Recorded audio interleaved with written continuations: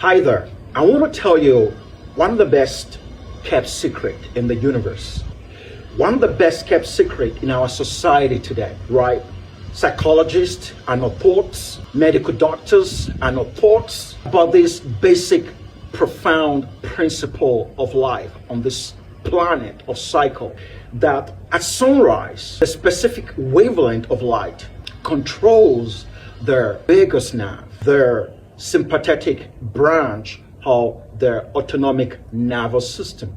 And at night, it also controls the parasympathetic, the rest and digest branch of the autonomic nervous system, right?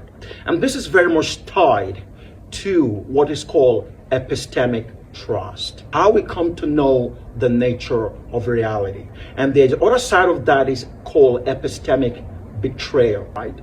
And there is a societal cultural betrayal that did not taught us or educate our brains in the fundamental premise and principle of living in a planet of cycle, of light and dark cycle, to the point where an uncontrolled experiment has been launched on the public, which is when the incandescent traditional light has been stopped and the heavy LED light has been launched on the public. Our children are exposed to it at school, we are exposed to it in our workplace, and it is really dysregulating our nervous system.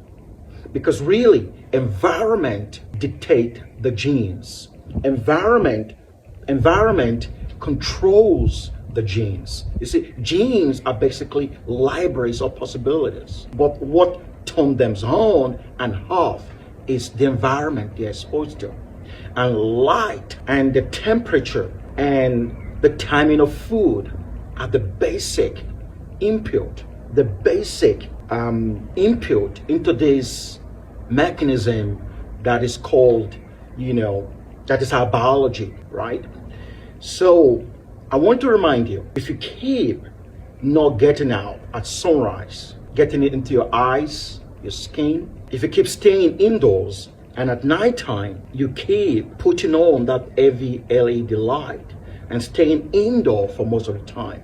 And what I mean is that you have darker morning and brighter night. This is the foundation for mental disorder, which kind of begins with chronic sleep disorders, and then obesity. And obesity is the beginning of the body's degeneration, neurodegeneration, right? And obesity is not just, abdominal fat.